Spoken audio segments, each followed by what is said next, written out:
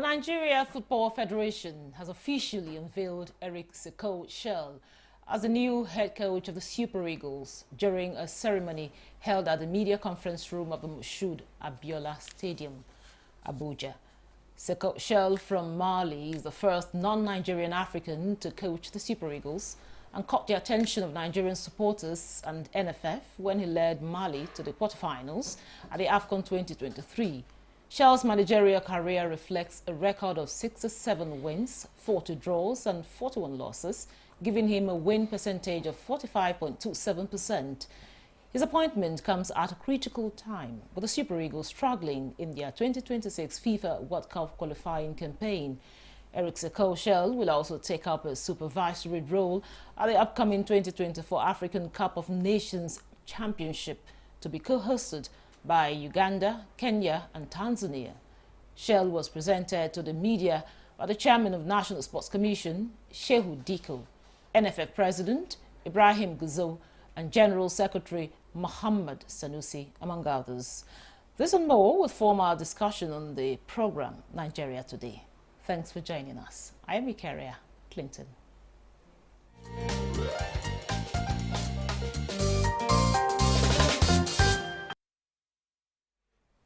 Joining me for today's conversation is Bumi Blair.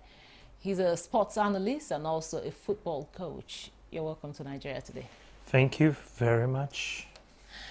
And also with us via Zoom is another sports analyst, is Fashemi Emmanuel. You're welcome to Nigeria Today. Yeah, good evening and thanks for having me. Let's start with you. Give us your view on this, on the appointment of the first non-Nigerian African coach for the Super Eagles. Okay. When we say non-Nigerian African coach, well, yes, it is a good one. Before I proceed, let's not forget that we also have Stephen Keshi, who's not a francophone person, coaching outside the shores of this country, that is Togo. And also we have at some point the last two Nations Cup, we have Emmanuel Amuknike also coaching the Tanzania, that's the eastern part of the African continent. So for Eric Shell, it is no different from what we saw with Amunike and Stevie Keshi doing outside the shores of this country and outside the West African zone of the continent. So for Eric Shell coming down to Nigeria, in a way, this is not the first time we will be having, in quote, someone who has that lineage of, let me say, France or a francophone person. We have the likes of Joe Bonfrey at some point, who is a francophone German. Also, just of recent, the last one was Genetra. So we've had this in quotes. Let me say those who have their lineage from France, francophone origin, coming down to coach Nigerian. But the only difference is that this one is a complete African, and somehow he's not that a complete African. He also has his root traced to France. So it is, to me, in my own view, from my own perspective, I think it's not different from what we've seen with the past coaches, foreign coaches who have come to this part of the world to coach the Super Eagles. So for Eric Shell, I think he's welcome to Nigeria and he's welcome to the Super Eagles. Thank you very much, Fashimi. Now to you, Bumi. You know, we had some here and here pockets of people protesting, against the appointment of an African, for the Super Eagles, as head coach of the Super Eagles. Now, as a coach, what would be your view of this recent appointment? Thank you very much once again. Let me make it clear that I don't think people were protesting because it's from Mali. No. I think some people just think probably his profile isn't what they were expecting. They were expecting, in quote, a bigger coach when it comes to profile. But we all know football is not about profile. It's about what you can give. I was about coming to that. Does it really, I know it counts, definitely it does, but is it the main thing here? Profiles get you job, but what you know is what will take you through. His profile has been able to get him the job, which probably shouldn't have when you look at the pedigree of Nigeria, but he has the job now. He needs to do it. If we had brought in Jose Mourinho, Carlo Ancelotti, if we celebrated that, eventually it's about what they can deliver. So we have Shell now. It's up to him to deliver. And it's groundbreaking that he is the first African Nigerian to coach the Nigerian senior national team. A lot is expected of him. I was at the press conference earlier. And, you know, because if you want, we judge journalists, managers, we judge coaches by their first appearance, their first speech. I must admit, he did very well. He, from mentioning his childhood love for Nigeria, he went on to mention some notable names that have played for Nigeria. That's to tell you he's been following Nigerian football. At least he has told us he is doing so. So he has done well so far from his first assignment, which is to face the media, to face Nigerians. We just hope he can continue to do well, because what Nigerians really crave for right now is the 2026 World Cup. Nigeria failed to qualify for the 2022 World Cup in Qatar, and it will be disastrous, a huge disaster, not to qualify for the next one. That means back-to-back Nigeria have failed to reach the World Cup, which will be the very first time since 1994 that we started attending the World Cup. So a huge job on his hands now. It's beyond his profile or anything. Exactly what can he offer? Okay. Now, back to you, Fashemi. I know you've given us your own view about this appointment. However, what do you foresee as a challenge, as some of the challenges the new coach will face? Okay, first thing first, what I actually had in mind at first, in a way, though not much of a challenge, it was the language barrier, but granting that facing the media today at the media center of the MKO Abiola National Stadium, he actually showed that he can speak English. Now, the only challenge I'm looking at right now for Eric Ten Hag, which if he actually maybe sees it on time, everything will just go by, is how is he going to work with these players? What kind of players does he really want to use to execute his plan? We've seen he made mention of that, and we've seen him with the Malian side. He's an attacking-minded coach. Do we really have those who can give him that result? From my own end, is yes, because we have the front line, and we actually have top strikers in the world right now, the likes of Victor Osimhen, Ademola Lookman, Samuel Chukwueze, Victor Boniface in the German Bundesliga. Nigerian strikers right now are among the best of the best we have in the world. But looking at the other side of it, the only challenge I feel he might face in the team proper right now is at the middle of the pack, because if you are an attacking-minded coach, you actually need creativity at the middle. Do we have that creativity? No. Since when J.J. Okocha left the Super Eagles, we've not really had that replacement. At some point, we had Mikel Obi, who was just a makeshift. We know what Mikel Obi can do with the ball any day, anytime.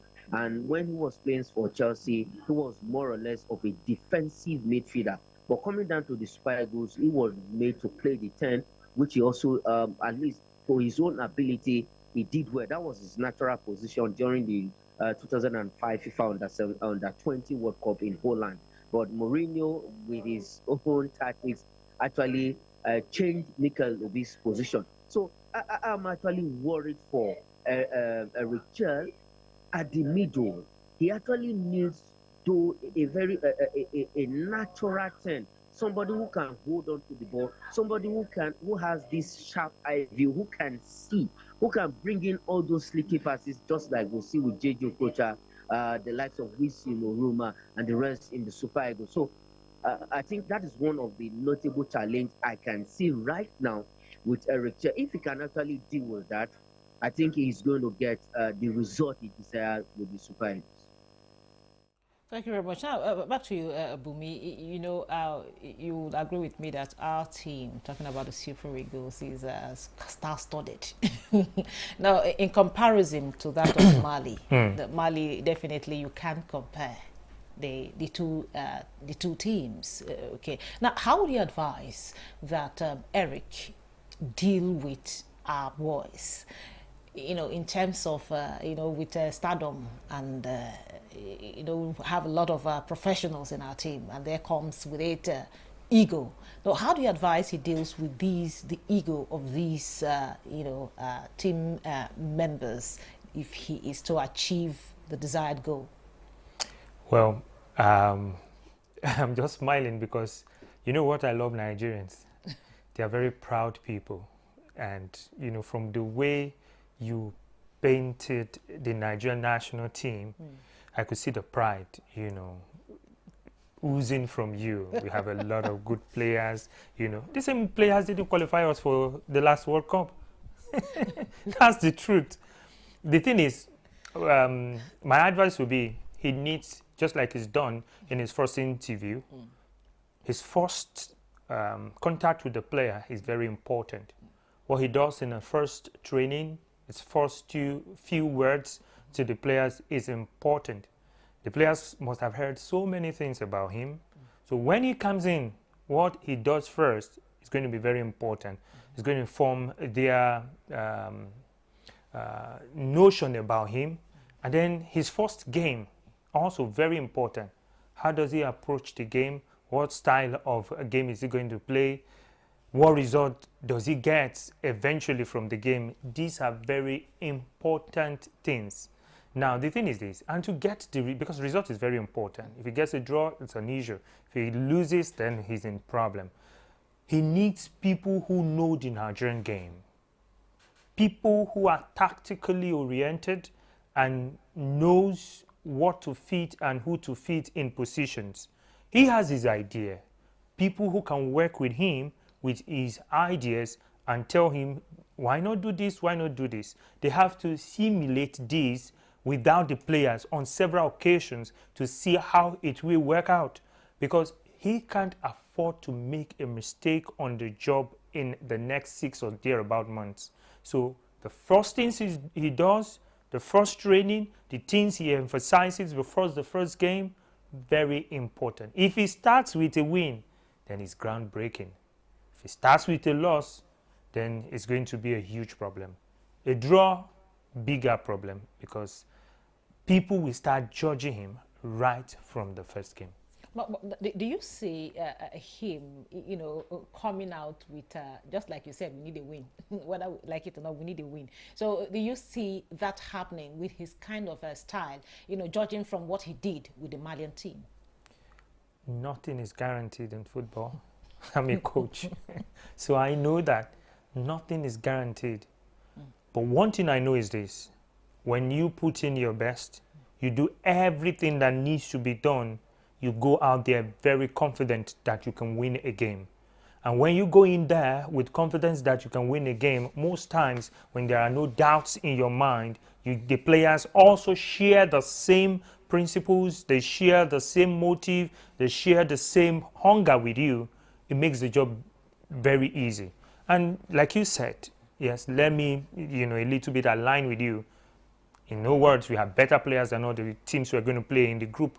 And if you have better players and you have in coach now a coach that loves attacking football, which fits into the caliber of players we have, I see no reason why we should not win. But nothing is cast on stone.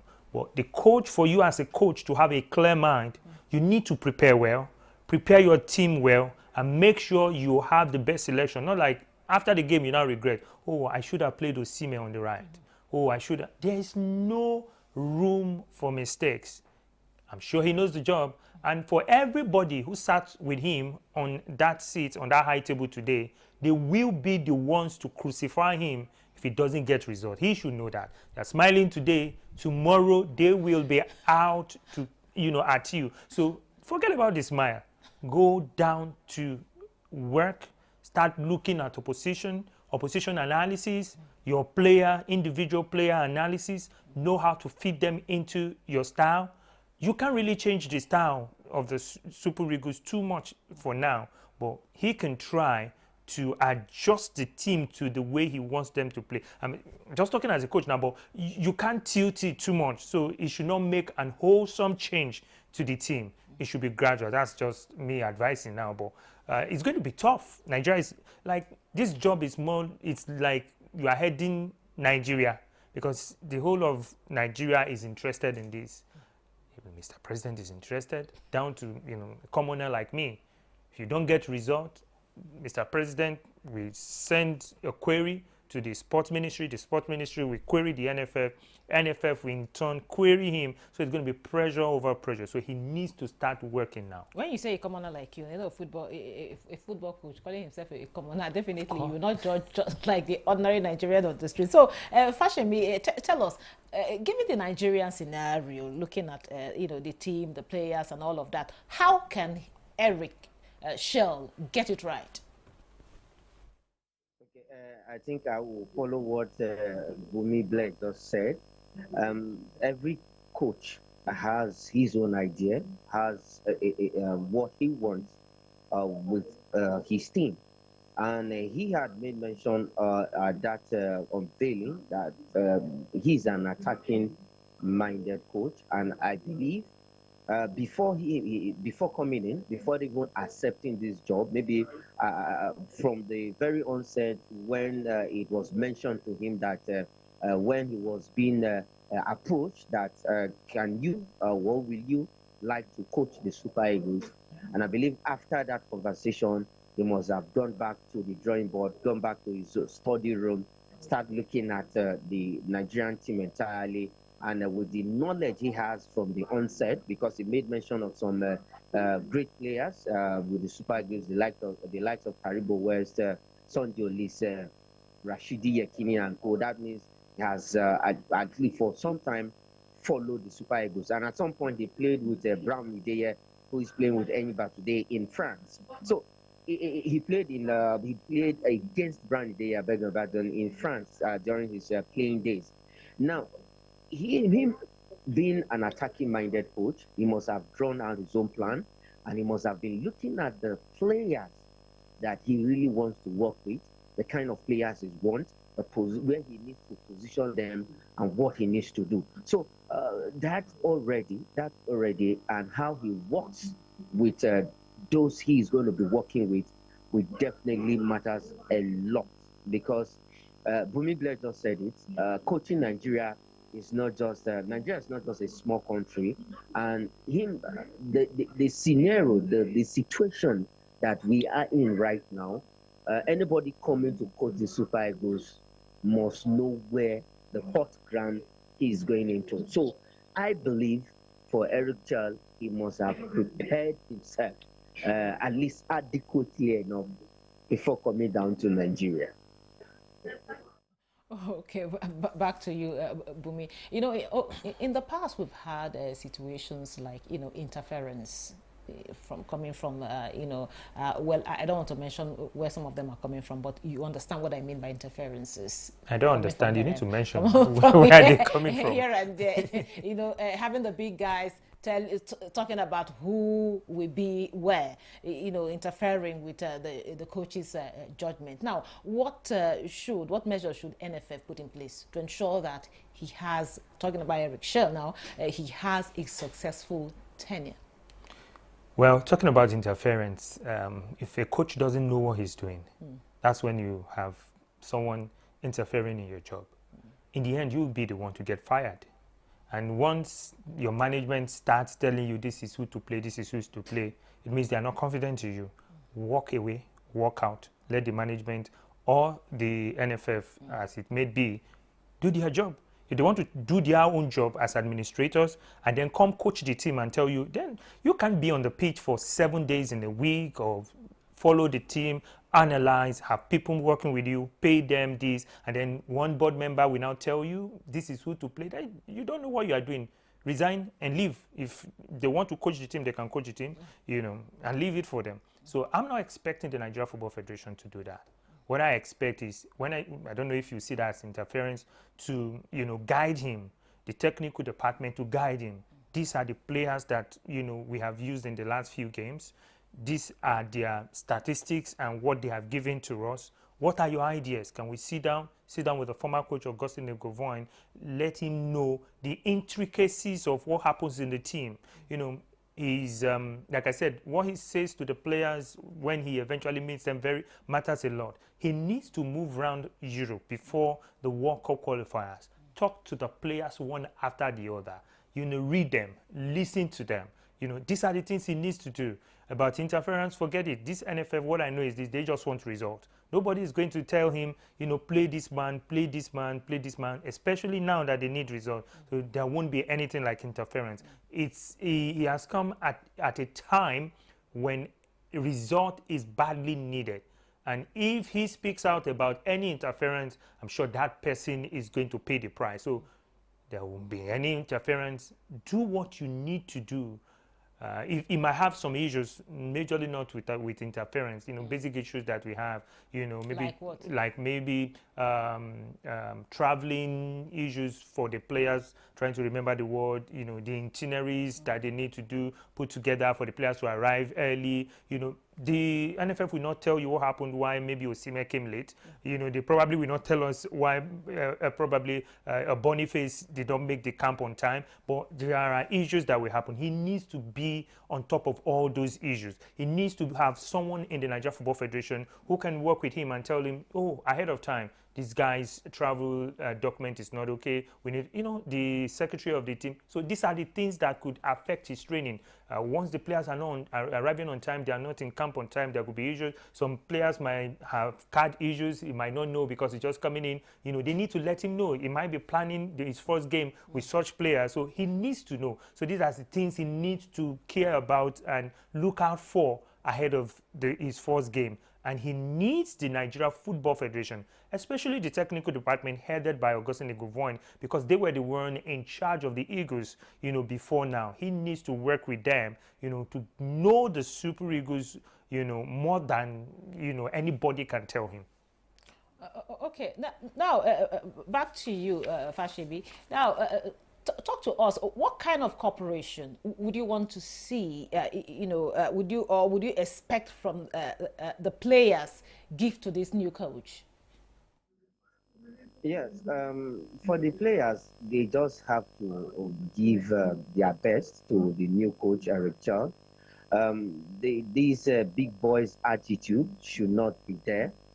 They should have this determination and also share common goals, common ideas with the new coach coming in. They should also have it at the back of their mind that if they do well for the national team, they are not just making name for themselves, they are making them for the country, and they are making their families to be proud. And also, it will in turn rub off on Coach Eric Chell, who will also be proud to have maybe have success with the national team. And that is the first thing the players need to do. They should forget about maybe because some of them might be feeling okay, it's not a big name in the footballing world. Like maybe when we have for instance, if it's Zinedine Zidane that is coming in, the likes of Carlo Ancelotti, Jose Mourinho's of this world, Didier Deschamps, who will be leaving the Le Bleu by 2026 after the World Cup. Those are big names in football. But they should not look at that. They should rather just look beyond that, okay, we are ready to work. We are ready to make the 200 million plus Nigerians to be proud whenever we step onto the pitch. I tell you, I think it's going to be an easy one for Eric Char. If the players can really have all of this at the back of their mind, I think the job will be very, very easy for him. Thank you very much. That was Fashimi Emmanuel, a sports analyst. Thank you so much for your time and your contribution. Thank you very much for having me. And here in the studio, I had Bumi Blair, a sports analyst and a football coach. Thank you so much for your time. It's a pleasure. It's a pleasure. We wish Eric Shell all the best. Yeah. And thank you for being part of the program. Remember, Nigeria Today airs every weekday at 7:30 p.m. on NTA News 24. You can also check out this episode and others on www.youtube.com/NTA News 24 Hub. Once again, thank you for being there. I'm your carrier, Clinton. Goodbye.